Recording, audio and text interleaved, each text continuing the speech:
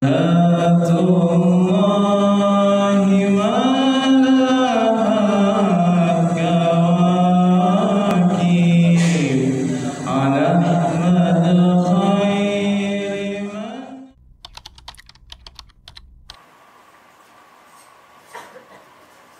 ya cuma gitu aja.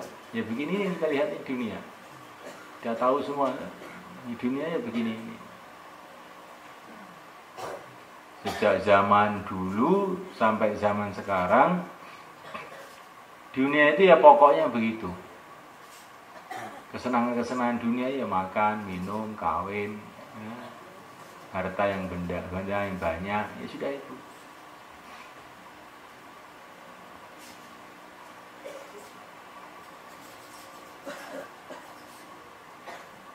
Tapi yang dibenci dari dunia ini bukanlah harta,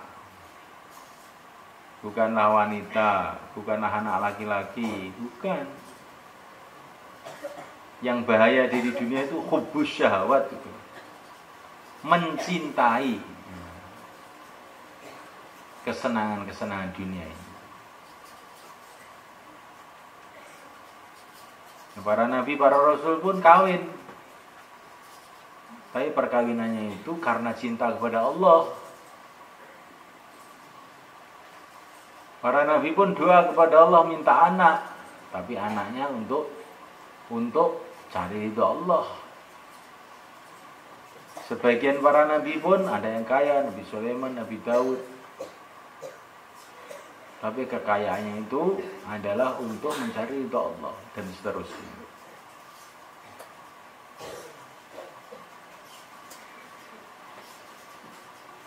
Tapi kalau orang itu hidupnya ini adalah sibuk mencintai benda-benda ini, lah ini yang celaka.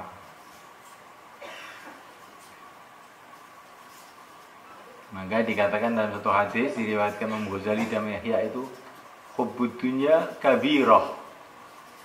Cinta dunia itu adalah dosa besar.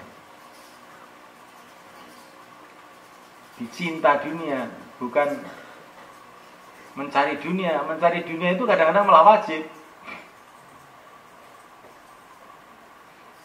Tapi cinta dunia inilah yang tidak boleh itu.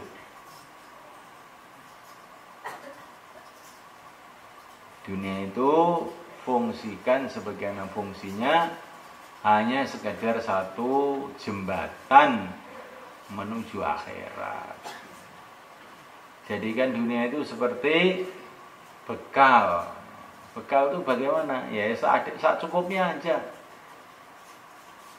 Nggak usah berlebihan, nggak usah sangat-sangat kurang. Kalaupun kamu dikasih dunia itu lebih, niatkan lebihnya itu untuk kemaslahatan umat. Ya gitu loh. Jadi kalau kita ini punya harta itu lebih, tidak kita niatkan kepada kemaslahatan umat, itu kita ini sudah keliru itu.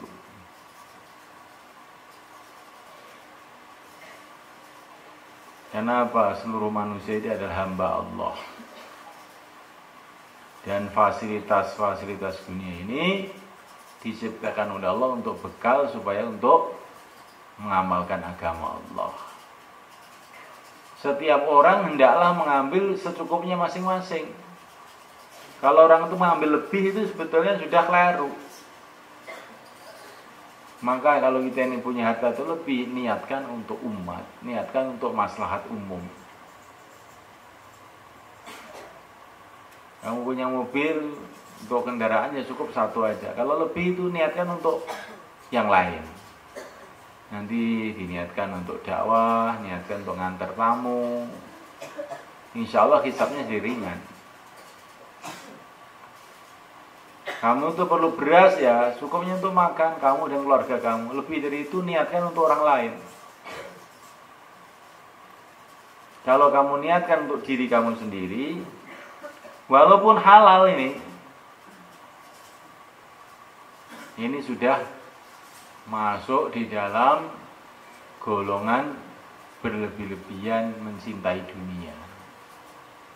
Bisa-bisa menjerumuskan kita dalam bahaya.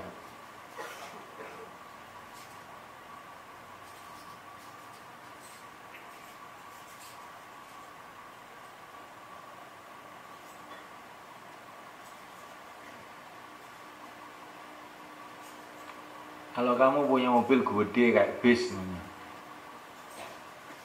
terus kemana-mana kamu naiki sendiri,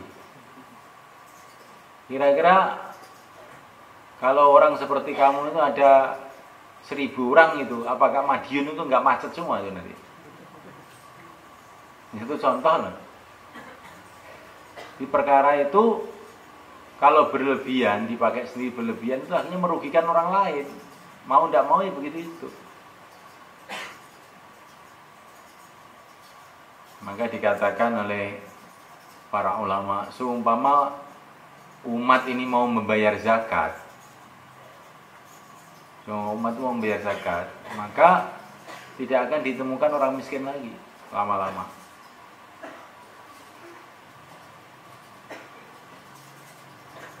Makanya orang yang tidak membayar zakat itu zalim betul itu.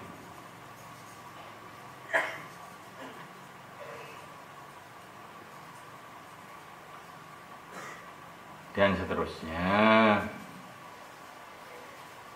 Wa qala ta'ala waladdarul akhiratu khairul lil ladzina yattaquna afala taqilun. Waladdarul akhirah, dan sungguh negeri akhirat khairun adalah lebih baik lil ladzina yattaqun, bagi orang-orang yang takwa. Afala taqilun, apakah kamu tidak berpikir?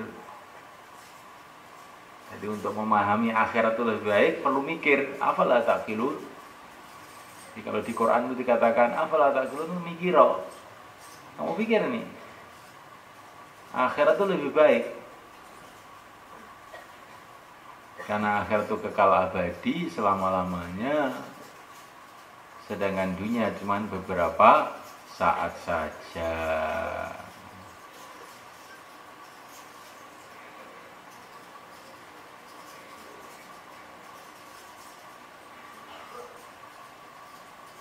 Kata Maulana Zakaria, kamu dikasih uang banyak tapi sifatnya itu cuman pinjaman, dengan dikasih uang sedikit tapi diberikan terus, nggak ditarik lagi, mana yang kamu suka?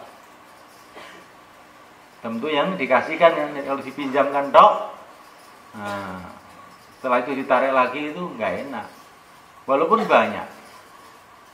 Kalau dikasihkan terus, nah itu yang akan dipilih, ya nggak? Nah dunia ini dengan akhirat tuh bukan hanya itu saja. Akhirat tuh banyak dan dikasihkan selamanya. Dunia ini sedikit dan hanya dipinjamkan. Nah kok kamu milih yang sedikit dan hanya dipinjamkan, betul-betul bodoh.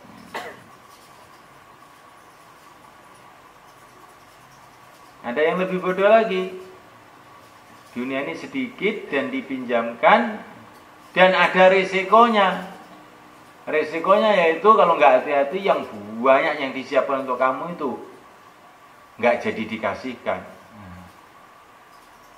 Maka orang yang berakal pasti akan memilih dunia ini secukupnya saja, akhiratlah yang harus difikirkan siang dan malam.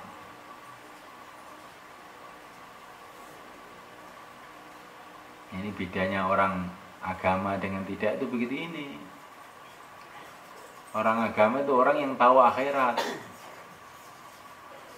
Ya, tidak pantas kalau orang agama ini kemudian tertarik dengan orang-orang dunia. Kalau orang dunia sih memang nggak tahu akhirat, ya pantas siang malam sibuk dengan dunia. Lah orang yang sudah tahu berita-berita akhirat kok malah cita-citanya dunia, betul-betul bodoh. Orang agama ini orang yang sudah kenal kepada Allah, yang penguasa alam semesta ini. Kok orang agama kok tertarik dengan tokoh-tokoh dunia, betul-betul bodoh. Jadi orang agama itu ya andalannya itu bagaimana saya tambah hari, tambah dekat kepada Allah, tambah tunduk kepada Allah. Bagaimana tambah hari, akhiratnya tambah terbina, terbangun. Itu orang ahli agama. Kalau tidak begitu itu, walaupun kelihatannya hafid Quran, walaupun kelihatannya hafal kitab-kitab, bukan ahli agama, itu orang jahil.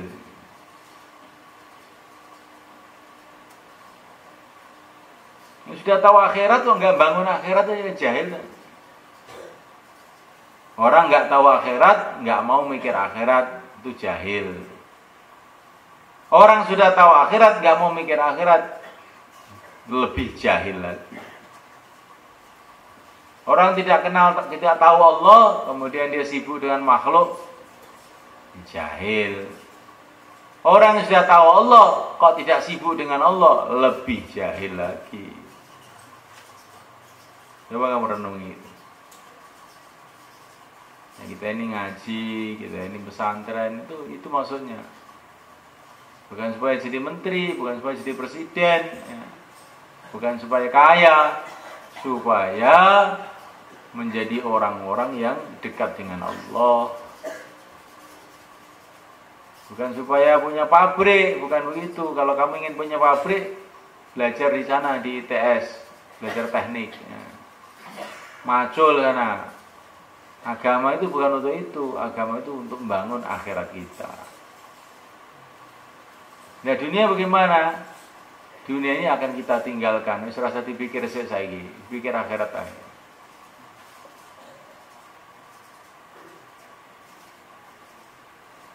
Jadi kalau ada orang bertanya atau setan bertanya, "Lanjut dunia kamu bagaimana?" Dunia ini akan saya tinggalkan kok, Pak. Jadi orang mau transmigrasi ke Sumatera, ya enggak? Anaknya dicabut dari sekolahan Jawa, kirim ke Sumatera, mobilnya, sepeda motornya, sawahnya dia di Jawa dijual, ya, rumahnya dijual. Akhirnya teman-temannya tanya, kok apa-apa kamu jual?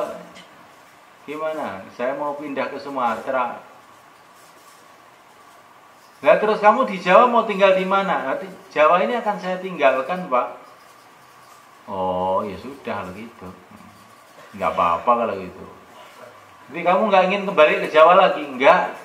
Saya mau tinggal di Sumatera aja, kelapa sawit banyak di sana. Nah, orang iman itu juga begitu. Kalau ditanya dunia kamu bagaimana? Pak, saya mau tinggalkan dunia ini. Ya. Oh ya sudah, kalau kamu mau tinggalkan, ya sudah nggak apa-apa. Lah kalau kamu bagaimana? Tidak kamu tinggalkan dunianya, mau di dunia terus.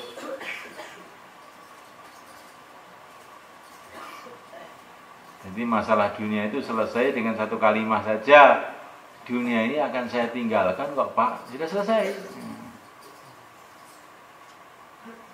Jawa ini akan saya tinggalkan, saya mau hijrah ke Sumatera kok, Pak, cari kelapa sawit. Dunia ini akan saya tinggalkan, mau cari surga saya, Pak. Ya terus bagaimana? Kamu mau tinggal di sawah gitu? Alah ya seadanya aja, Pak.